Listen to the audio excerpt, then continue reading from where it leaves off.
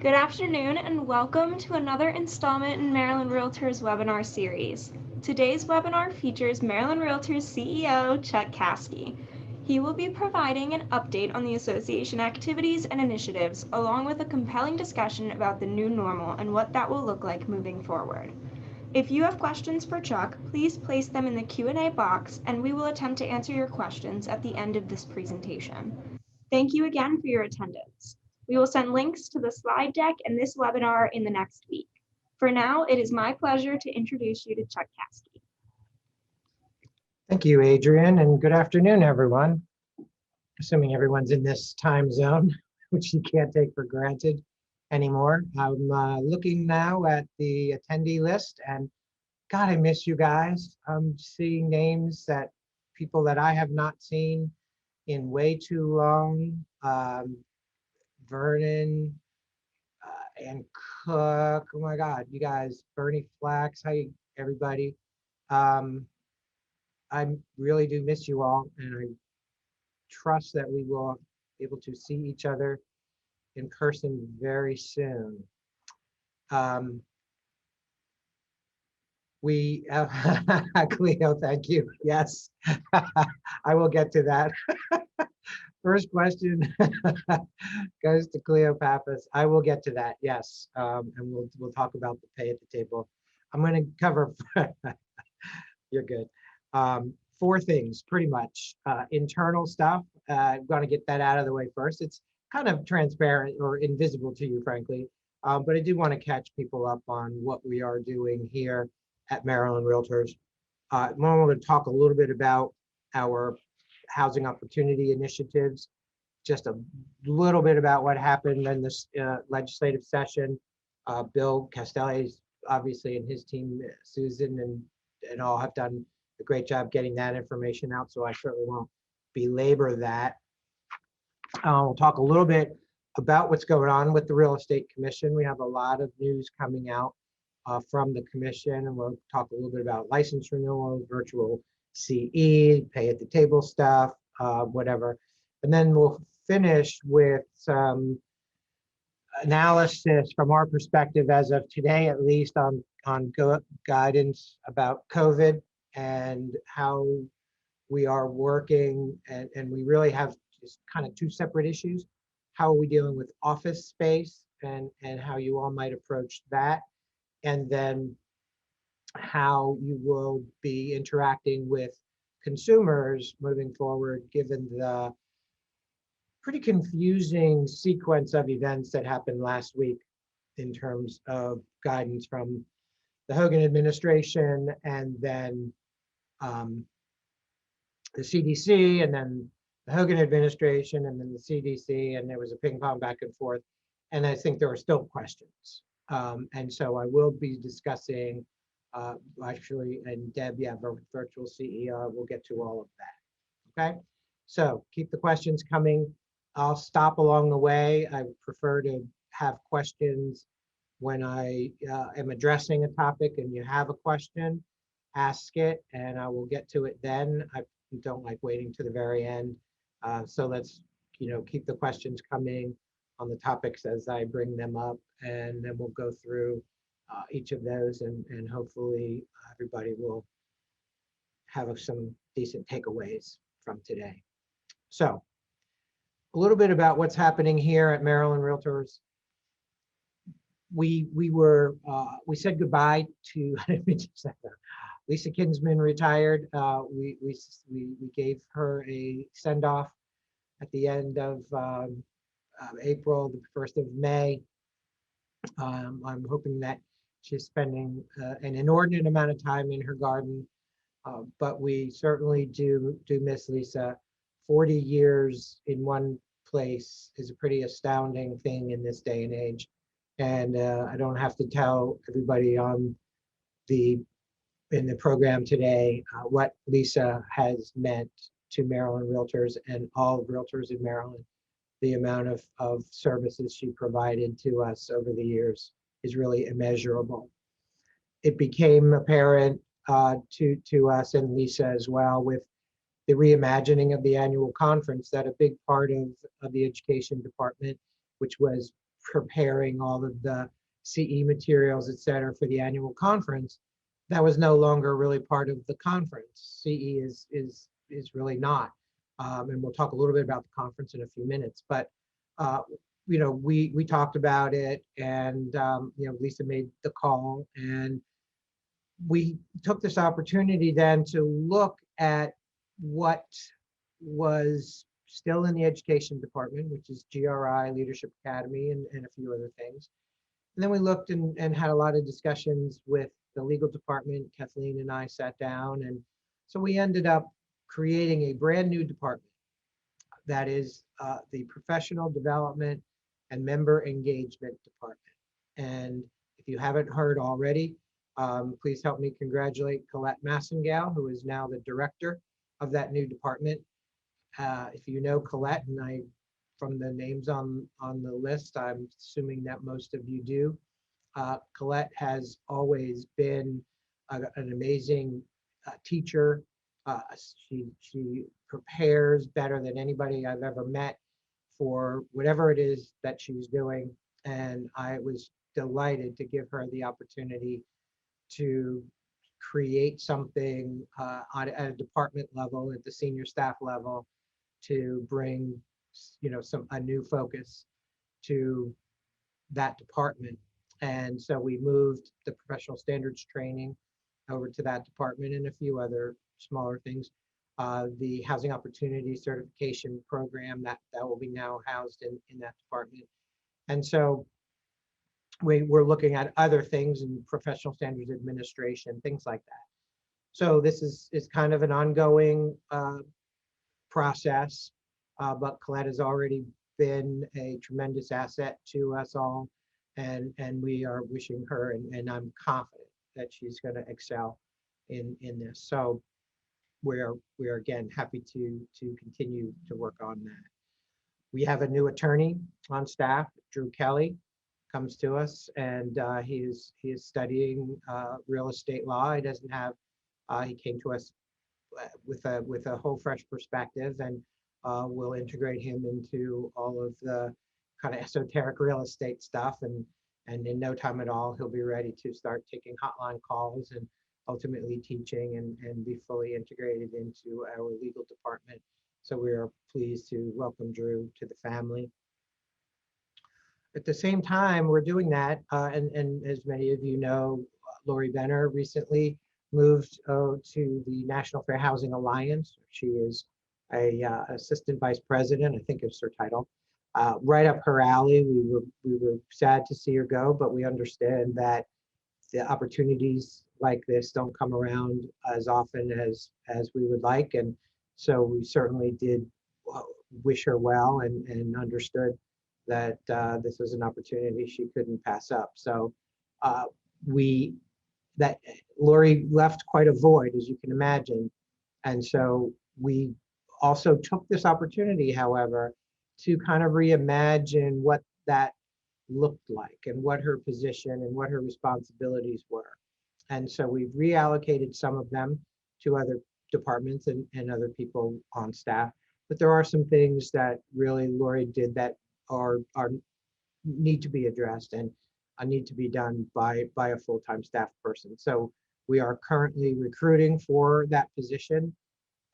This is a some, might be foolish, I don't know, time will tell. But we looked at really when we started to put that job description together, we looked at what Lori did and what the needs are. And so much of the relationship with the Department of Housing and Community Development and Maryland Mortgage Program, but a lot of the other stuff, the fair housing stuff, for example, that was really related very, very closely to our advocacy efforts.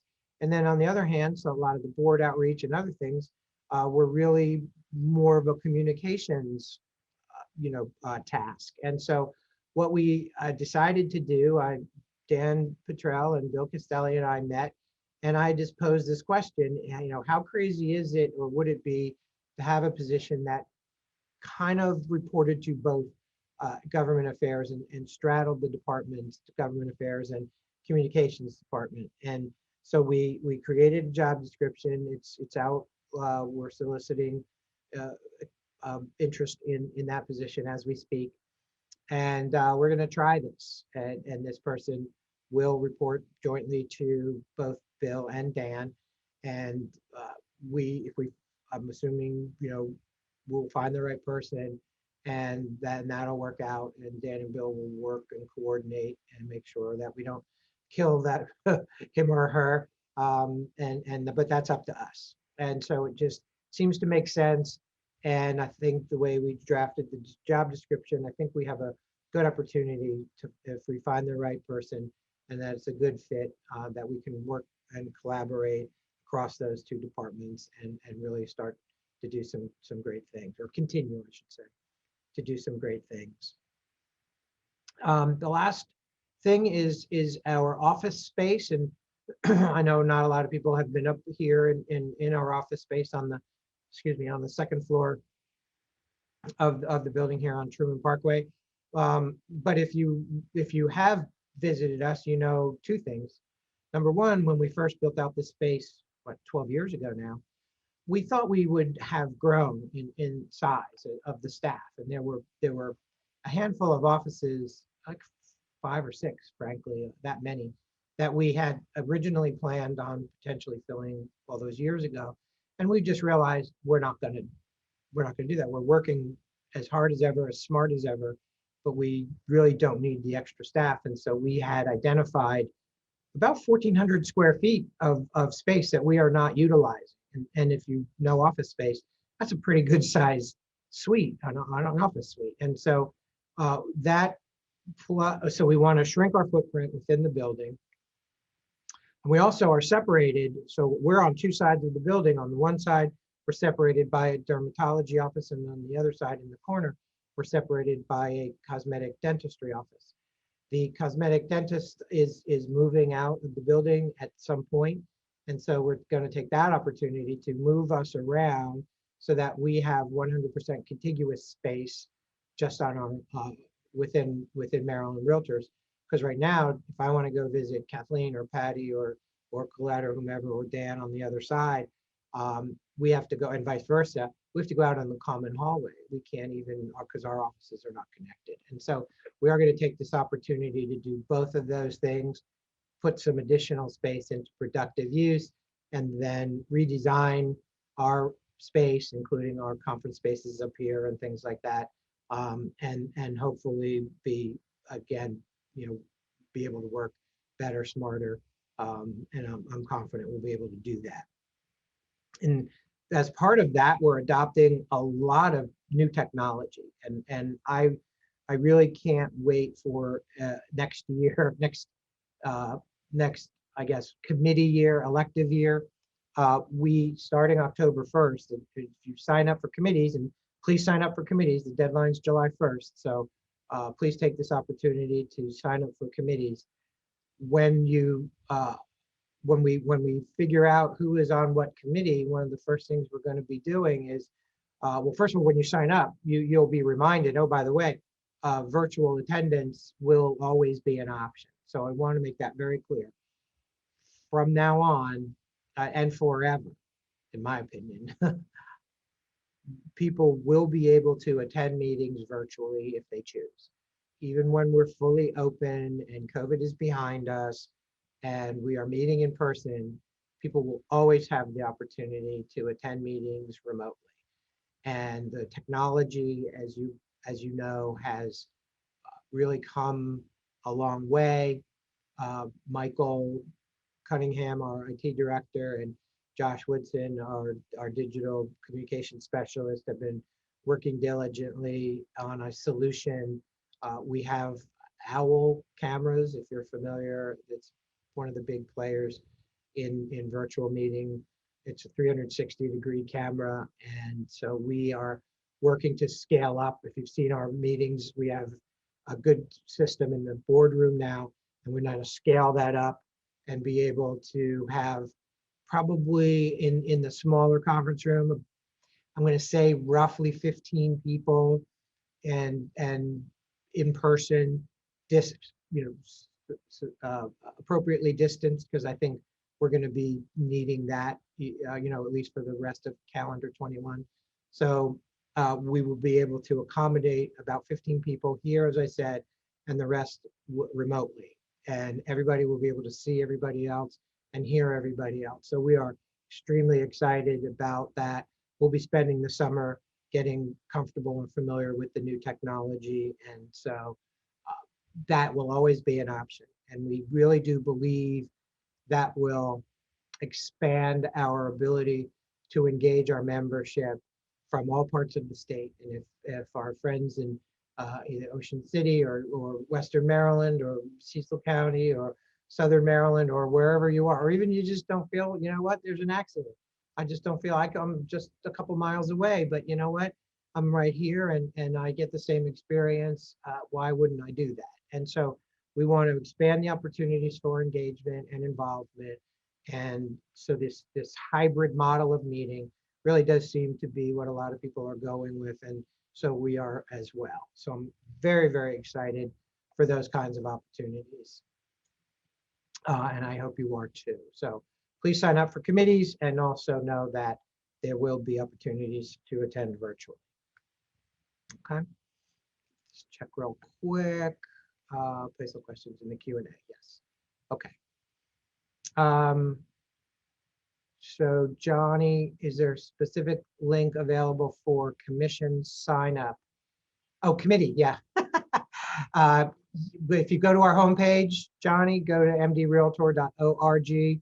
That will be one of the banners on our homepage will be the volunteer form, and you click on that and then go through the committees. And one thing we do that's very important for everybody is we quantify your commitment. And so whatever committee you would like to join or volunteer for, we give you a very good description of what day of the month, if it's monthly meeting or quarterly or whatever. Our committees have pretty much assigned dates and times. Forms, I think, is the third Thursday from 1 to 3, something like that. Don't quote me, but it's something like that. And so, we want to make sure that everybody understands what the commitment is. And so we have the mission statement and the commitment. And so you hopefully make informed choices in terms of what committees you would like to, where you would like to join. Okay. I think that was it on that. Okay. Moving on, what are we working on? So externally, we have a lot of things going on right now. Our initiatives are covering a lot of areas. I really of primary concern these days is housing opportunity, and I don't have to tell you guys that this is unsustainable. That this level of thank you, Pam. Yeah, the link is also in today's hot sheet. Thank you, Pam. So we know that the lack of inventory is driving people to do crazy things. The price increases, some of them that we've seen, even though the experts have not called it a bubble, it's clear that that also is unsustainable. That until we figure out a way to get more listings and new housing built and people to move, we are going to be stuck in this. And if you read the constraints, especially on new construction, people don't see that easing up for at least another year. It's the most recent information that I have. Those are, the barriers to new construction are still regulatory, land costs, materials costs. And I know that the home builders are freaking out. A $450,000 house is, 35 and 40,000 more than it was just a year ago. That building materials are scarce. There's price gouging going on. Tariffs have hurt, and the lumber industry is now really consolidated, and it's pretty much run by a couple of big players, and they have not monopoly per se, but pretty close to monopoly pricing power, and so that's driving a lot of this as well. So we can't say when these housing shortage really is what it is, and tens of thousands of units short just in Maryland to meet the need. We really just can't say when that's going to ease up. And then if you put on, you know, the potential for higher interest rates, that's just a recipe for disaster as well. So I don't have a magic bullet, and nobody does at this point. But I will say that we are focusing on a lot of issues in especially how to facilitate buyers, to how to bring additional resources to the Maryland mortgage program. First-time buyers, as you all know, are a much smaller percentage of or proportion of the home buying population than they traditionally have been. One of the things that we were able to accomplish this year was have a bill passed that creates a tax-free home first-time buyer savings account so that people preparing to purchase a home can put up to $5,000 a year into a savings account up to a total amount of $50,000. And the, excuse me, that those contributions are tax-free, and the interest and the earnings on those accounts will also be free of state income taxes, not federal income taxes, but you won't be, you won't have to pay state income taxes on the earnings in the savings account, up to $50,000 to pay for closing costs, down payment and closing costs. So that was a big part of what we were attempting to accomplish this year. Chris, can I repeat the first time buyer savings account information? It's $5,000 a year, and the up to $50,000 total, and the earnings as well are free of state income tax. There are a lot of other ideas that we have, but they're going to get harder and harder. Let's be honest. I mean, we have a very rich history here in Maryland and in most parts of the East Coast, especially. When you get out west, the level of state involvement in land use decisions gets a little bit bigger, and up far west and Pacific Northwest, the state has a lot of control over land use decisions. In Maryland, we don't have that. We have some, excuse me, but by and large, these land use decisions are made at the local level, and any major initiative or recommendation or proposal to erode that local control over land use decisions is going to meet a significant amount of resistance from not just the local governments, but many, many members of the General Assembly who just think that's something, you know, that's a sacred cow. And to be honest with you, you know, if, and this is just Chuck talking, and I'll probably get in trouble for this, but a big part of me says, you know, if that had been working so well for this past 100 years or whatever, we wouldn't be in this mess. I mean, you know, the level of NIMBYism. I mean, every time there's a new proposal or new development, and heaven forbid it's affordable housing development, like the one in recently in Towson, the coalitions just come and find ways to oppose it and reasons to oppose it, and it's getting harder and harder to develop housing of any kind, and it's darn near impossible these days to develop affordable housing.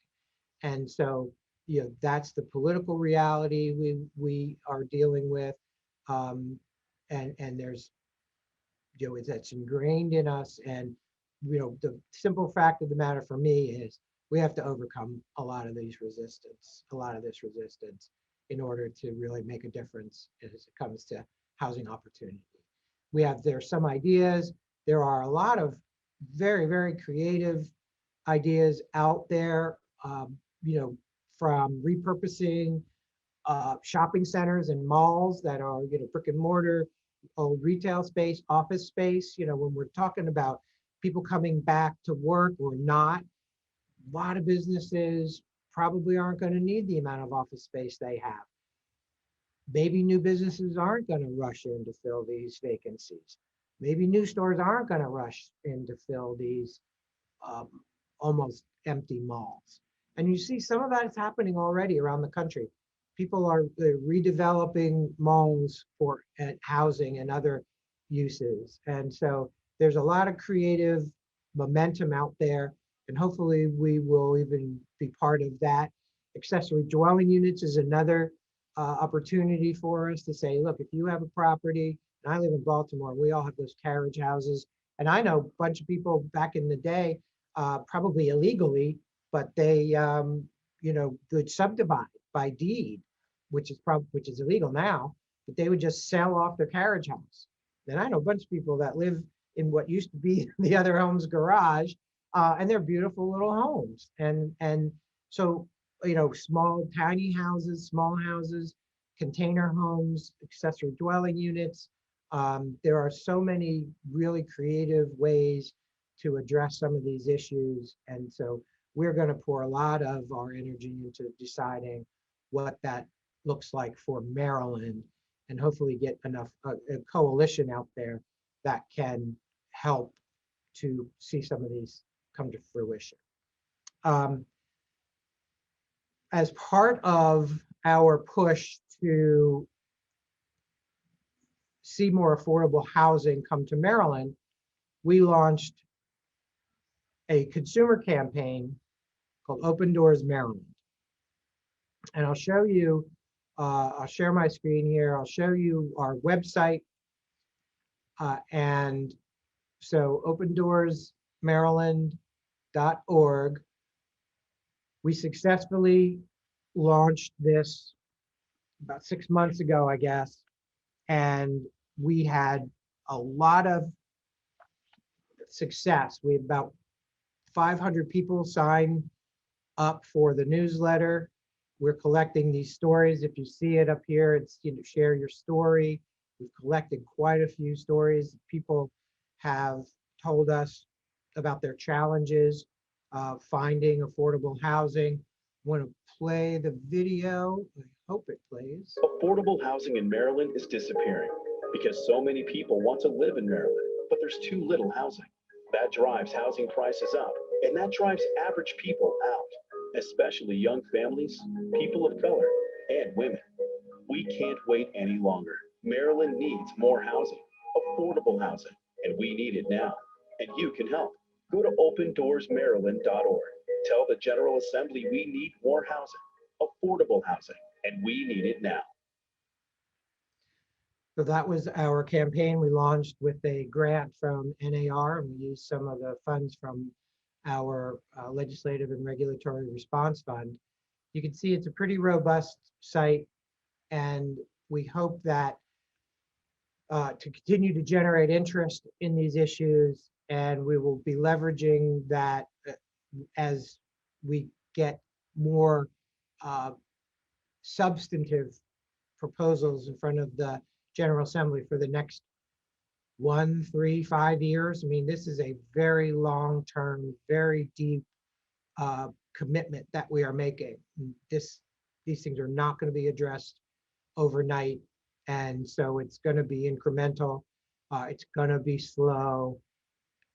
On the other hand, I know there are very large segments of our consumer population and our communities, especially our minority communities, who just say, we waited long enough, and they're not wrong. And so part of me is I'm torn and conflicted. We really want to see progress now. So what can we do now to actually make a difference? And what can we do incrementally over time to make an even bigger difference? And part of that is our advocacy, and of course, RPAC drives our advocacy. So there's my RPAC plug. Make your RPAC investments, and that helps us to continue our relationships with our legislators. We also have a big data program underway. We've engaged a firm, it's NAR's firm, Real Strategies. They did a consumer survey for us. We have a consumer dashboard. We are collecting information on consumers. They did the whiteboards. They used to be called focus groups. I don't know why they changed the name of that, but basically focus groups. And we heard a lot of very good feedback from consumers about what's holding them back from home purchase. And so we're going to be using that information to inform what we will be asking for from the General Assembly in the coming years. And so we also have a member dashboard where we've collected, it may surprise you how much information we have about you, but this is basically for political purposes, but we can identify through public records, including voting records and registration and all of those kinds of things, and RPAC investments and longevity in the business. And we know CE, we do profiles on people, so we can identify people by and kind of predict their level of engagement. And so this is like predictive analytics really at work here, when you collect enough data and you can see the correlations between people and what they look like and what the data tells you, that you can predict that, hey, this person, if we called on him or her to get involved in a particular issue, that we can predict pretty much with a high degree of confidence that that person will respond. And so we are putting together a key contact program where it's kind of like NAR's FPC program, where individuals are assigned to members of Congress. We'll be doing that with individuals and teams for key legislators, Maryland General Assembly members. And when we want to trigger, whether it's a call for action, a mass call for action, or a very targeted one, because we are learning that, yes, phone calls and messages, those work also, but so does one-on-one or two-on-one. So if somebody gets a call from somebody they know, a realtor on a specific issue, number one, they're going to take the call because they know you. And number two, they're going to listen because they trust you. And we are armed with good information. And so we're going to be continuing to put that together and roll that out. This past session, we actually did a mailing with a tear-off card. And I think we got how many? 1,335 cards were sent back to 106 members of the General Assembly. That was pretty good response. I think I know of at least one. There was an expletive written on the postcard and sent to a delegate. The delegate took a picture of it, sent it to Bill. The Bill came to my office and said, "Oh yeah, here's somebody." Wasn't happy about that, and so we apologized to the delegate, and even though obviously wasn't our fault, but still nobody wants to see that. And I think that's the other takeaway here is we understand that there is some resistance to these efforts, and we hear it in our diversity initiatives, and we see it in our housing opportunity initiatives. It's not universally popular, and we have a very diverse membership. We represent people from all walks of life and all political persuasions, as well as other diversity, other kinds of diversity. but we're going to push forward, and we have good answers. If somebody wants to engage in us and say, why are you doing this? We have good answers. And we're on the right side of this. And so I'm very confident, and I'm very happy that, that we're involved in this, and we're going to continue to get involved with this. And if anybody has a problem with it, call me, and I'd love to talk about why we're doing it, because I think it's defensible. So let's see. Member dashboard, key contacts, consumer campaign. Yeah, that's a lot. But we're doing a lot of good things. We continue to do a lot of good things, and I'm happy with our progress, and I want to keep the momentum going. I wanted to remind everybody that conference registration is open. I think Adrian told me we have about 230 people registered for the conference already, which is outstanding. This time of the year, early bird registrations, in the past, even with a much larger capacity, we wouldn't have had this many people signing up early. So our conference and event advisory board is our program and events advisory board, which is the successor to the annual conference committee. It's doing an amazing job. Vicki Harmon and Allison Del Zoppo, Dan, Adrian, and it's a great team. It's going to be an outstanding event down in Ocean City in October. So please make plans to join us. I want to talk a little bit briefly about what happened on Monday. We had our board of directors meeting, and we had a vote on some bylaw amendments that were in the works, probably 2 years in the making, frankly, or longer, I guess, depending on your point of view. Going back to immediate past president John A. Harrison's initiative, he created a PAG, a Diversity, Equity, and Inclusion Presidential Advisory Group that met and was chaired by Joanne Poole, had an amazing group of people seeking advice and recommendations on how to increase the level of diversity and inclusiveness here at Maryland Realtors.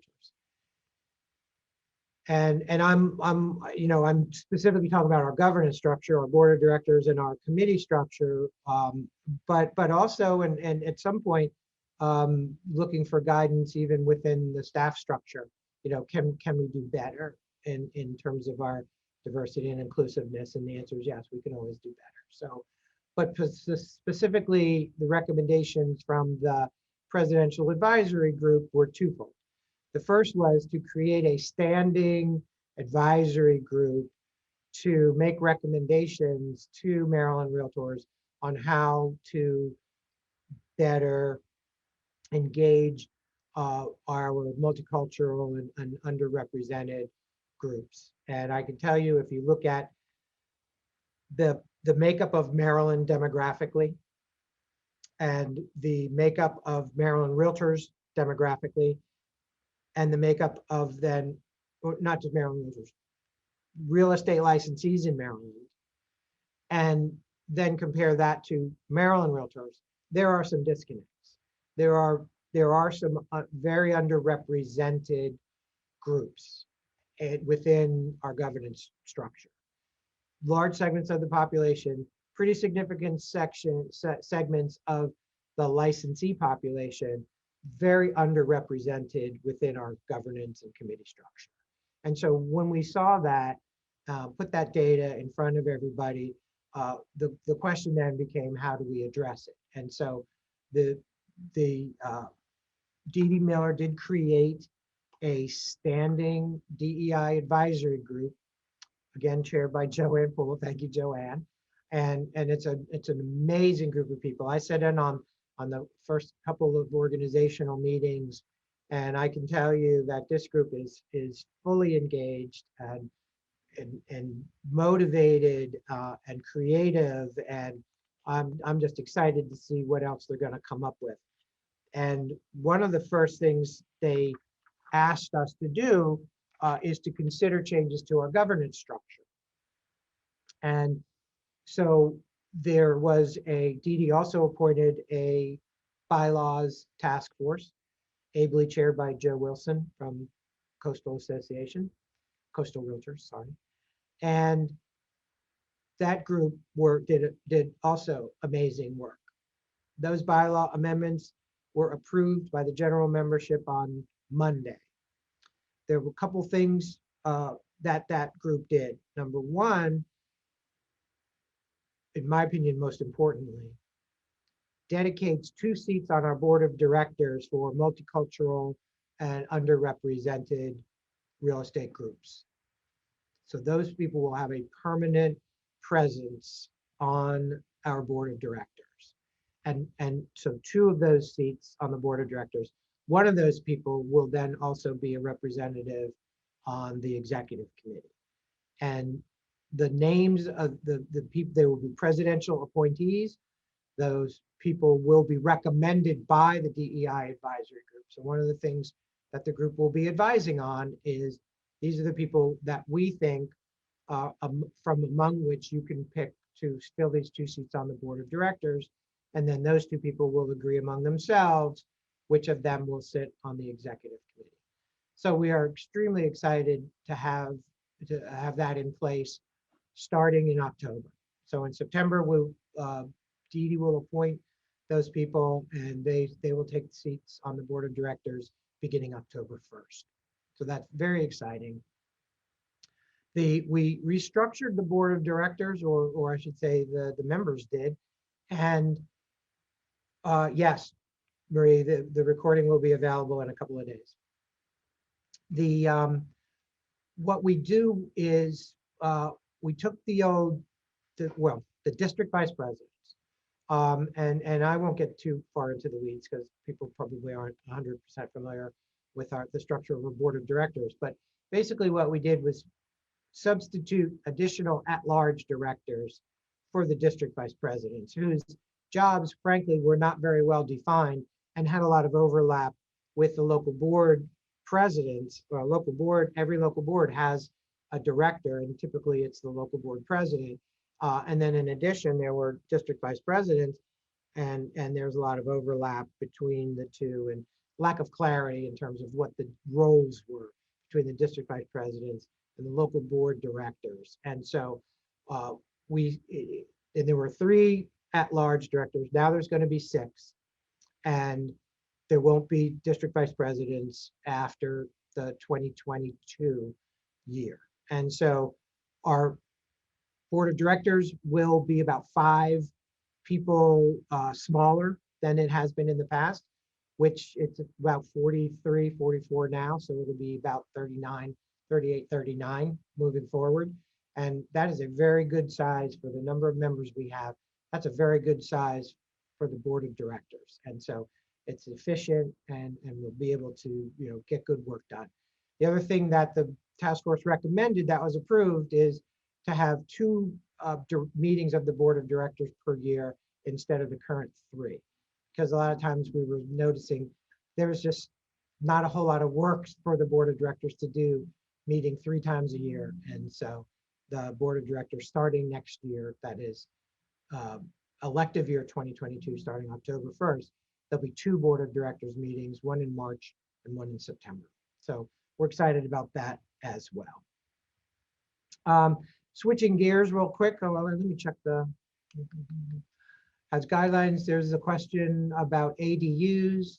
Have guidelines changed to permit stoves in full kitchens in basements?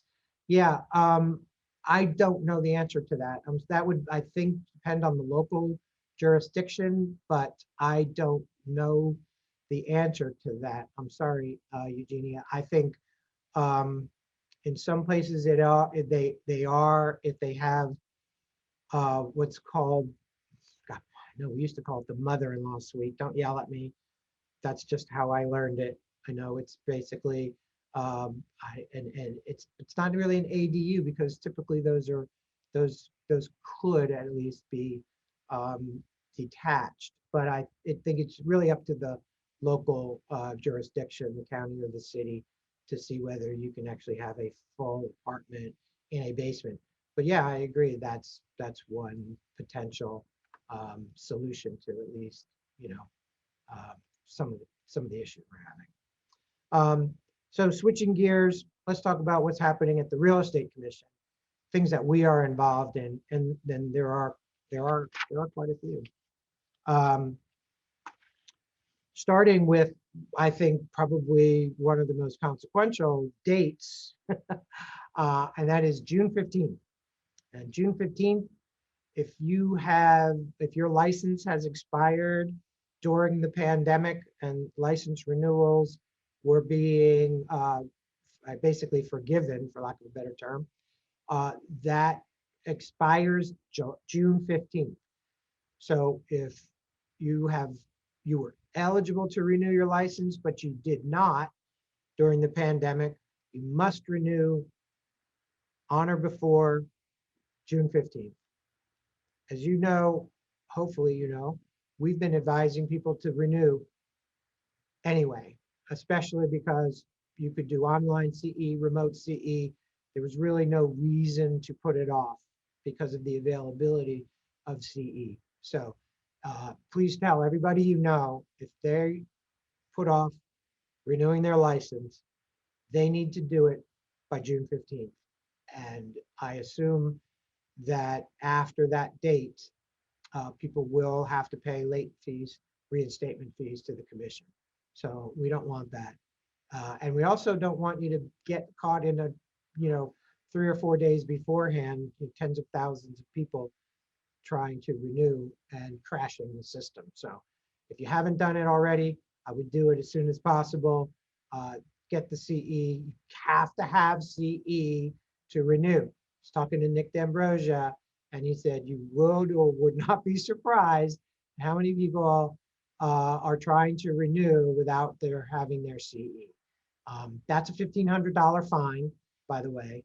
And so just because the renewal was extended doesn't change the requirement of CE in order to be eligible for renewal. So June 15th. Hopefully everybody has done it already. If you haven't, do it soon and tell everybody you know in your office, please, please, please renew as soon as possible.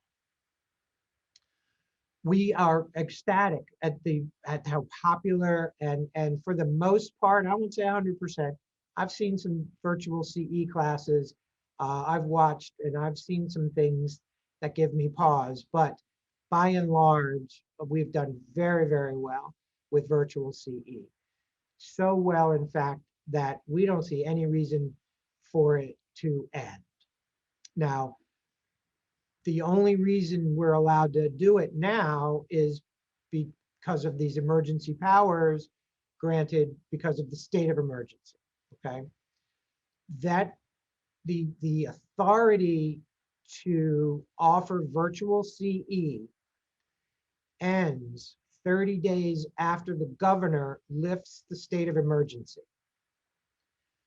We do not know when the governor will be lifting the state of emergency. We are hearing that it's soon. We actually heard at one point that it was going to be last week or next week or whatever. So we don't know. And we have, obviously, we are in touch with the governor's office. I don't think they've made a decision.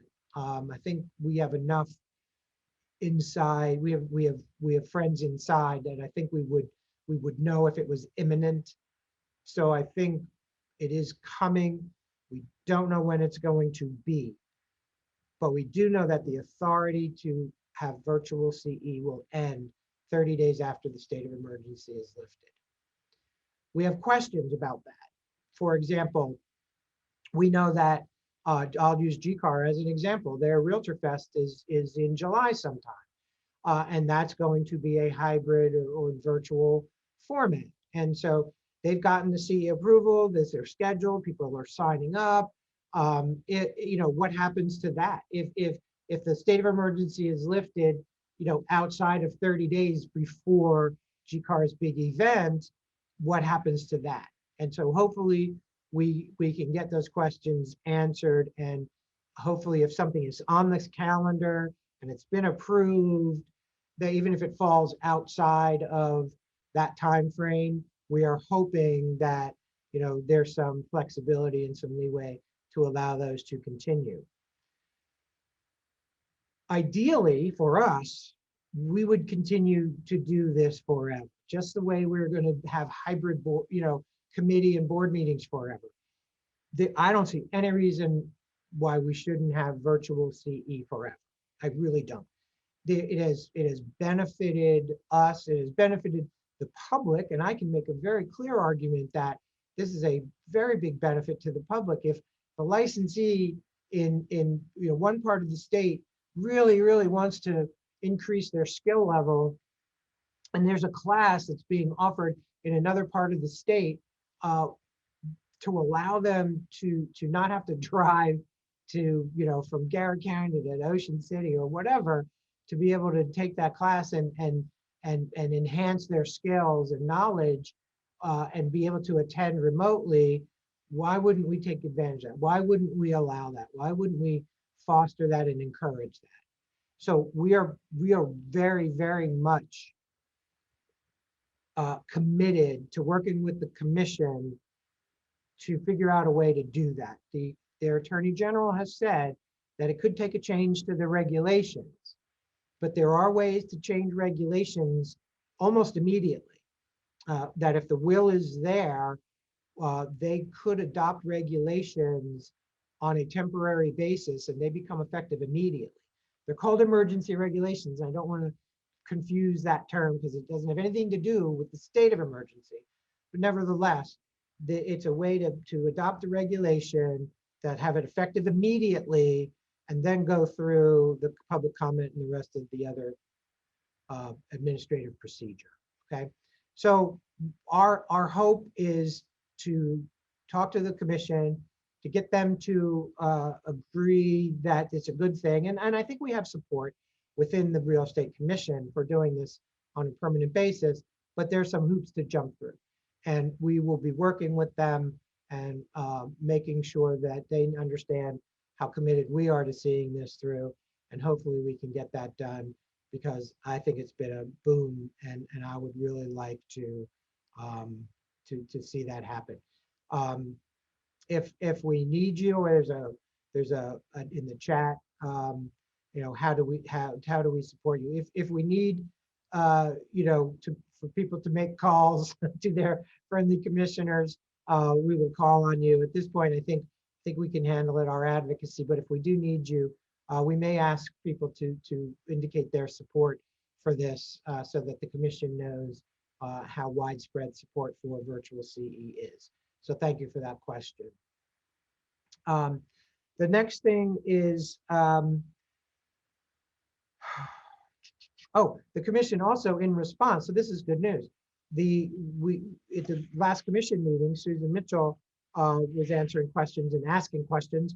And at the end of the conversation, the chair of the Real Estate Commission, Mr. D'Ambrosia, appointed a virtual CE task force, so that there is a subgroup of the Real Estate Commission that will be looking into answer these questions about whether they will support it, and if so, how to make that happen. So that was a positive development. They know where we stand. And like I said, I believe we have pretty significant, if not unanimous, support within the commission to continue to do it. So I'm going to be optimistic that we're going to be able to get this done. And then again, we'll see. The last thing for the Real Estate Commission, and I did see it in the Q&A in the chat, is if you saw the most recent Real Estate Commission newsletter, there was guidance put out that agents are no longer able to get paid by the title company at the table. And we call that pay at the table agreements. When I first started here about 16 years ago, that was a question that we fielded. We did our own legal analysis in concert with Al Monschauer and others, and we came to the conclusion that the statute was broad enough to allow the broker to instruct the title company to pay the agent at settlement, at the settlement table. And then the title company would send all of the financial information to the broker, and then the broker would issue the 1099 and do all that accounting. And many of you know that the our position was those are still the broker's funds. And the statute says that nobody else can pay the agent except the broker. And that was the reason that was put in the law, was that so salespeople wouldn't go out, make deals directly with consumers and get paid by consumers for providing brokerage services, that all of those agreements had to be with the broker, the funds had to go through the broker and be paid to the salesperson and associate broker. It was never really intended to prohibit, I don't think, this what we call the pay at the table agreements. Still the broker's funds. The brokers have authorized the title company to transfer those funds directly to the salesperson. And people have been doing this.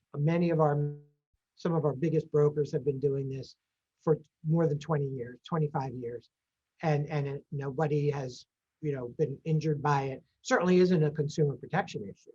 And so we were a little bit surprised by it. I'm not really sure why it came up now, but I will tell you that we didn't see it coming. We didn't know it was coming, and we really still at this point don't know in detail what the legal reasoning was. So I can tell you we are preparing to do the following things. Number one, ask the Attorney General for the Real Estate Commission to put in writing what her reasoning was. We know the statute. But we still don't really know what the legal reasoning was. And so we'd like to see that in writing.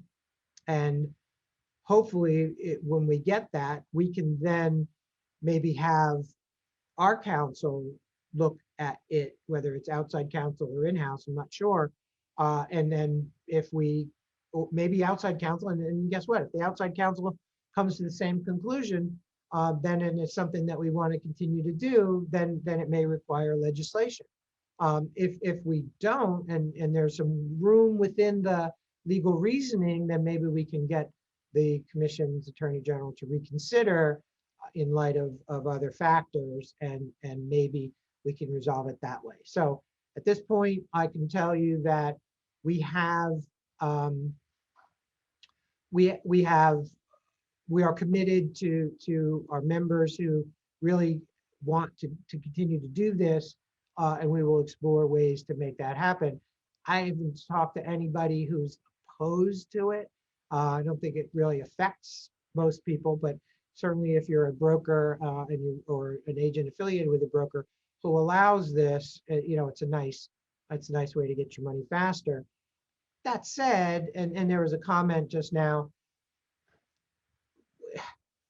with wires and funds transfers, we're going to have fewer and fewer checks anyway, and there may be workarounds other than that. So than getting a title company check, and so there are some other things that we can look at, but and maybe other ways to address this. But certainly, if you are a broker or a salesperson affiliated with a broker, and you have been able to do this, and now all of a sudden you can't, I would just tell you, we hear you, we understand it, and we are working as diligently as we can to understand it, hopefully get that opinion reversed, or if not, engage in another way to get that practice reestablished for you.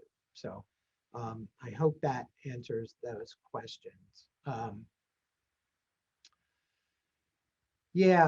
So the question is, since we don't know the legal reason for the decision, do we know the informal reason? Yeah, actually, no, we really don't. That was from Johnny. We really don't. We just know that it was in a closed meeting, that they asked the Attorney General, and she issued this opinion saying that it was a violation of the statute. So we really don't know any more about that. There's another question. If that's the case, would the new ruling prohibit the broker from allowing a credit of commission at closing? often many last minute issues. So how will this be treated? Yeah, I'm not sure how to answer that, Sandy. The credit of commission. Yeah, I apologize. I'm not really sure how to answer that, but there are other ways around, and hopefully, we can figure out a way to continue to make that happen. The last thing I wanted to address is COVID. I saved it for last because it's everybody's favorite topic. I know everybody's watching the news, and clearly last week was a uh, busy week for COVID guidance. Governor Hogan came out with guidance on Wednesday. On Thursday, the CDC came out with its new guidance that, in many respects, raised more questions than it answered. Around here, we were talking, well, what does the Hogan administration's guidance mean in light of the new CDC guidance? And the decision here was to wait because we assumed that the governor would amend his guidance in light of the CDC guidance. And of course, on Saturday, that's exactly what happened. So where are we? I just wanted to say there that when you cut through all the junk, the CDC guidance, I think, is good guidance. And basically what it says is, if you are fully vaccinated, you can resume activities without a mask or physical distancing, unless there is an overriding rule of some kind. And that could be in a medical facility. And you know that even in Baltimore and in Maryland, it's mass transit issue, to ride a bus or a train. And there are a couple of other exceptions to that. And also, individual businesses can have different rules. If a sign, even if this guidance, if the sign on that door says, please continue to wear your mask inside, wear your mask. I don't, it's really, we're making it more complicated than it needs to be. In your office environment, it's whatever your company policy is. And so, we're not having any arguments. I'm not asking if anybody's vaccinated or not. In the office, we're saying, you know what? Have that conversation. If you go outside in the common area, wear your mask, because we have medical offices also in our common corridor. So put your mask on if you have to go outside the office. Within the office, if you're one-on-one, you walk into somebody's office, what I'm saying is, ask that person, hey, how you feeling about the masks? Two adults can consent to have a conversation without a mask in the office. That's our policy. That's my policy. And so I think we could translate that into what happens that at a showing. How do you deal with your clients and other consumers? And the answer, we think, is at open houses, if it were me and we're recommending that the continued use of masks and physical distancing at open houses, that just makes sense to us, because we're not out of this. And you're not going to go around saying, are you vaccinated? Are you vaccinated? Are you vaccinated? So again, if your company has a policy on this, follow your company's policy. That's the bottom line. But if people agree, also, adults are allowed to agree among themselves that I prefer. A lot of people are still, you know what? I know it's okay. I know I'm okay. I've been vaccinated and I'm not going to shed the virus. Even if I get a test positive, I'm not going to get it. 99% sure I'm not going to come down with the disease. But if I feel better with a mask on and I ask you to, then you put your masks on. I don't, we're not going to fight about it. I would say, take the time to have that conversation. If the sellers say, you know what, if people coming into my house, whether it's an open house or being visited, buyer's agent and prospective buyers coming to my house, I prefer people to be masked, then you put your masks on. Because remember, when you go to a home, when you either have an open house, you bring a buyer to see a home, that's a place of business. For the time that you are there, that is a place of business, just the same as if you were walking into a storefront. You are held to the same standards as a brick and mortar store in a shopping center. You are a place of business. And those people are what we call business invitees. And you owe them the same duty of care that a shop owner owes people walking into a store. And so if the proprietor, which in this case would be the seller, says, you know what, I require masks to come into my house, then everybody needs to mask up. That's just that simple, okay? Now, same thing with buyers. In my humble opinion, again, if your company has a different policy, your company has a different policy. But if you are all vaccinated and you each consent to taking your masks off, and you are just dealing, with a client one-on-one, whether it's a buyer or a seller, frankly, then I think you can take your masks off. So, to me, common sense should rule, and also consenting adults can agree and need to agree on how they want to handle it. And if there's any conflict at all, then in my humble opinion, you take the path of least resistance. You know what? You want to wear masks? You know what? We're going to mask up. And so that's the guidance. We are putting the final touches on it. We know that there are still questions out there, and there's some contradictory information flying around out there. So we're putting the final touches on a one-page document that kind of goes through what I just went through. Okay. I know I've gone over. There's a couple things in the chat. I think I've covered those. Let's make sure. Where can we find a copy of the Attorney General opinion? Like I said, there wasn't one, Sharon. There was not a written opinion, and we are asking for that. I'm sorry if I was not clear about that. The last question is, what would you say about a title company only allowing agents at the table to say proof of being vaccinated, otherwise not allowing them to enter? If I'm not doing that. That is, to me, now we're down that whole rabbit hole of the vaccination passports and all that kind of stuff. But if that's their policy, I'm not going to say they can't do it. If that's how they want to protect their work environment,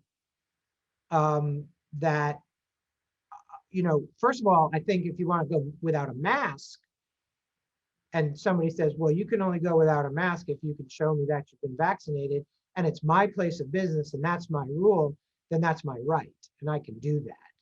I've not heard of anybody saying you can't even come in, whether masked or not, without being vaccinated. I've not heard of that. I wouldn't advise that. But again, I'm not going to second guess other places of business if that's what they want to do. Okay. Sorry, I've gone 10 minutes over my allotted time. Most everybody has stuck with me. I apologize, but you know how I get when I get going, wind me up. But again, I do appreciate your time. Call me, email me if you need clarification on anything we went over today. And with that, I'll turn it back over to Adrian to wrap it up. Thank you for attending today's webinar, and thank you, Chuck, for your great insights. Our next webinar is scheduled for June 3rd, where Freddie Mac and DHCD will be discussing affordable product solutions. Also, if you haven't already, please register for our annual conference and apply to volunteer with Maryland Realtors. Thank you again for joining us, and have a great rest of your day. Bye, everybody.